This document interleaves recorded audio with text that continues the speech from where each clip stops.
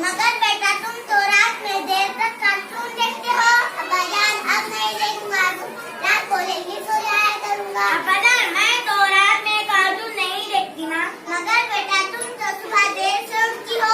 अब मैं सुबह कल से जल्दी उठ जाया करूंगी। शाबाश बेटा।